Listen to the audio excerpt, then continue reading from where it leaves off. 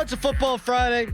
Fan Hotline presented by Sullivan Super Service, providing trusted plumbing and HVAC service for over 50 years. Chris Carter, the Post Gazette, going to join us momentarily on that Fan Hotline. Fan Morning Show brought to you by Guardian Protection, your hometown home and business security company. One more of these, at least for now, Dorn. Texter. I always thought it was a hatch tag on Twitter, because it was a bird and you gave birth to a new idea, so you hatched it. Mm-hmm. That's not bad. That makes some sense. Never heard that one, but. Hatch tag. I always used to, when I would read tweets, in my head, I would read it as pound. Like pound Steelers. Oh. That's how I would read it. I read it as a hashtag. Oh. Hash. Number. It is 8. Thank you for that, no-sell. It is 8:03. Time to get to Tom Fridays for juicy steaks, meats, and more. And it's also time for Chris Carter of the Pittsburgh Post Gazette. Good morning to you, Carter. How you doing, brother? Can't hear him. I used to do hashtag Crowman. You thinking I was saying pound Crowman? He probably was thinking that. Pound Crowman. I just like any kind of attention. So, hashtag pound Crowman. I like it. Are you going to see ground and pound football this weekend, Carter? Or might the Steelers be thoughtfully aggressive early the way that they were against the Denver Broncos? How do you think the Steelers and Chargers line up this chess match here? Our truce is still going. Still going. I absolutely do think we're going to see a lot of that ground and pound. I do think you'll see the most aggressive version of the Steelers. Granted, that does not mean they're going to be throwing the ball 40, 50 times this week unless things get out of hand. But I do believe, we're just talking to Arthur Smith, talking to Justin Fields, parts of this offense, they want to open up more of it. I think that this is also a defense that where it ranks number 1 in the NFL. I think they're going to try to attack different parts of this defense that give them better chances at getting down the middle part of the field, maybe down the deep middle part of the field. I wouldn't be shocked if early in this first drive that you see them come out with the ball, if you don't see like a play action deep post pattern George Pickens to just give them the option. If the Chargers leave him in one-on-one, Justin Fields just lets one rip. I do think you're going to see something, because I think part of this game is going to be about which team can put the other team behind first, and which team can force the other team to have to go into chase mode with their offensive plan. One thing, people talk about Justin Fields and Justin Herbert. Justin Herbert has one more passing yard through 2 games than Justin Fields. So, the Chargers very much are playing the style of football the Steelers are playing right now, and I think this is going to come down to which defensive front disrupts the other offensive line more, which team forces the other team to get to more desperate in throwing the ball. That's going to be what determines the winner in this game. What grade would you give Justin Fields through the first 2 games? I'd give him a B. I think he's kept to the script that the Steelers have given him. It'd be one thing if this was a team that was like, well, wait a second, we gave you Justin Jefferson and Jamar Chase at the wide receiver position, and you had George Kittle and Christian McCaffrey. We gave you the all-star lineup, and you're getting these numbers. But no, this offense is very young. Mike Tomlin talked about that throughout the week. Arthur Smith talked about that yesterday, calling his offense they called him a startup business. They're very much in this position where it's like, look, Justin, we know that you're getting used to things in Pittsburgh. We know that you're reforming yourself after what happened in Chicago, and we're giving you the grace to figure that out. And in doing so, we're not going to ask too much of you. So I think right now he's stuck to the script. There's been some plays that have been called back that weren't his fault. There's some plays that he missed that were his fault. But those plays I don't think were that egregious. That's why I give him a B. I think he's done very well. But eventually they are going to need him to take a step forward. But hey, all week long we've heard the Steelers think the dam's going to break soon. And it just makes me wonder what's going to be the thing that puts the biggest crack in that dam for big plays to start bursting through. Chris, neither of these guys have made their 2024 debut, Isaac Seumalo or Roman Wilson. Who do they need more? Is that a stupid question? No, it's not. This team really needs a wide receiver. It's a very good question, actually. Yeah. This team needs a playmaker wide receiver. Roman Wilson was drafted to help there, and he hasn't been able to help there. Meanwhile, Isaac Seumalo is their best offensive lineman. I actually think that's a very good question. I actually never thought about who would be more important in this offense. I might have told you that was stupid back in the start of training camp. But, after seeing the lack of production, I think that no receiver outside of George Pickens right now has more than 20 yards receiving right now. And so that would certainly help their cause if they can get another guy to get open, to challenge the defenses and to take some pressure off George Pickens. But at the same time, if Isaac Seumalo was in, I think Spencer Anderson's done a very solid job filling in at left guard. But left guard was supposed to be the position that steadied Zach Frazier, that allowed him to do that. And Zach Frazier's done a great job. All high marks for Zach Frazier's 2-game start in the NFL. But if Seumalo was next to him, I think it would make his job a lot easier. And I also think the Steelers would be running the ball a lot more effectively right now. And they're running the ball decently, but I think it would be even better with him in there. So I'll say it's actually kind of even because of the two needs that how good Isaac Seumalo is, but also how big the need is for another playmaking wide receiver is. Setting injuries aside, do you think we see Broderick Jones at all again this season?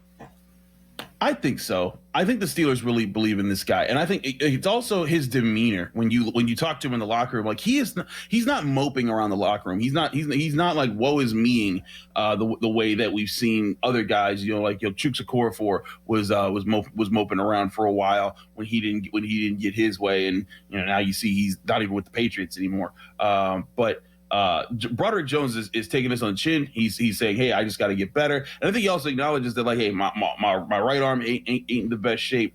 But I think the Steelers they appreciate his approach. They appreciate how hard he's been working. During training camp, he was the guy that took Troy Fautano under his wing. He was telling them about how they needed to do things in team meetings. They tell them how they needed to approach things in practice and working with them after practice. So I think that they are going to make sure that they see him at some point this season. Now, how do they open that door? That is a tricky question because Dan Moore Jr. has been a very healthy left tackle for the Steelers over the first 3 years of his career, and he's actually played pretty decently to start this season. So it might be a situation where they try to make something happen, or they might be trying to hope that something goes awry. And they're like, what? Hey, Dan, you blew this one. We're going to give the young guy a shot over there. But I do think you see him at some point. He was picked too high to not give him another chance. Chris Carter, the Post Gazette, joining us here in the Fan Morning Show. Has Patrick Queen been good? No, he has not been good. He was in fact not good again in the first game against the Falcons. He was solid last week. I thought he took steps forward, but I also think Patrick Queen hasn't necessarily played in the role that is his best right now. The Steelers have been blitzing. Patrick Queen loves to blitz, and I do think that changes this week. They've been very conservative as far as when they send the pass rush because they've been able to win with 4. But I think that against a team that loves to run the football, they're going to want to disrupt things up the middle. They're going to want to try to throw Justin Herbert off his timing, and part of that could be sending extra pressure, and Patrick Queen seems really good for that. I think especially in a game against running backs like J.K. Dobbins and Gus Edwards, two guys who, when I talked to Patrick Queen yesterday, he's very familiar with as a former Raven. I think he's going to have to come up big to help the Steelers here. But again, the whole thing about getting him at the price that they did is that he's fitting into this defense as a role-playing linebacker. No one's asking him to be Roquan Smith because this team has Alex Highsmith, T.J. Watt, Cam Hayward's back and playing very well, Minkah Fitzpatrick, and Joey Porter Jr. is obviously having a really good year. They just need Patrick Queen to be in the right spots and make sure that the middle part of the field isn't a liability. And so far, it hasn't been. Has he been a playmaker yet? No, but I think those days are coming. As a new face to the Steelers, who has impressed you more, Deshaun Elliott or Dante Jackson? Ooh, that's a very good question. I'll say Deshaun Elliott because I think that he has – there were questions about, could he help cover tight ends? Could he get to create turnovers? Could he help play over the middle? And he has answered those. I think Dante Jackson might have it if he didn't have some of the injuries he's had, because he's missed some time. And you saw Corey Trice come in for him and make a really a very important interception in the last game. But Deshaun Elliott, he's playing his role. He's being physical. He's making tackles in the backfield.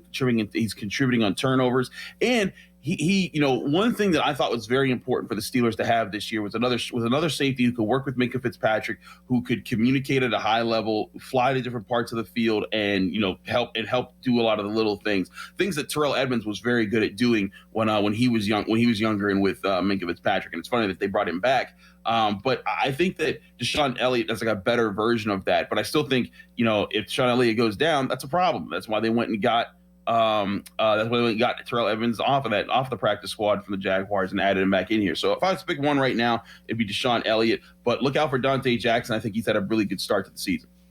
Chris, Pitt looking at a 4-0 start if they take care of business tomorrow, and then they're off until they play North Carolina. If they are to continue their run of success, what are some things that they might have to improve upon when they hit ACC play?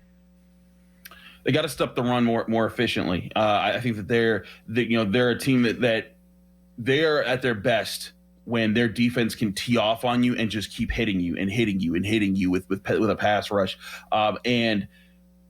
Against West Virginia and Cincinnati, they allowed running backs to go off. And I said before the game, I know Jaheim White was the guy, but like C.J. Donaldson, just put him in against Pitt, he's going to be a problem, and he was.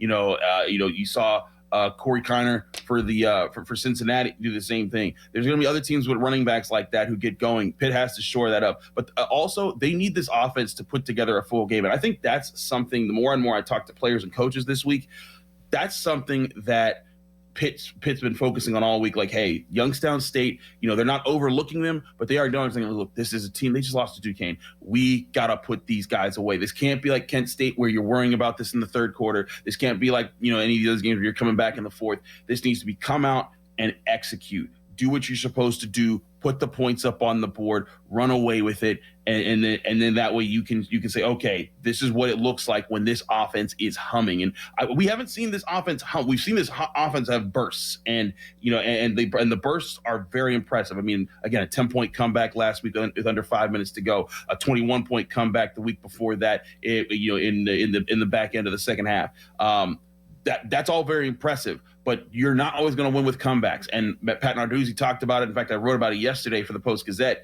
He came in on Sunday after the backyard brawl, and PJ O'Brien was like, "Coach, smile." And Pat is like, "I'm not happy. We have not played to our potential." And I think the team, from talking to players, they've embraced that this week. And they understand they're 3-0, and they understand that if they win Saturday, it'll be the first time since forever that Pitt joined a conference that they've been undefeated in their out of conference record. And they get all that, but they're also staying focused. And I think that's another testament to Pat Narduzzi, because for all the complaints that, he doesn't say the right things, his defense isn't complicated, he sticks to his base defense a lot.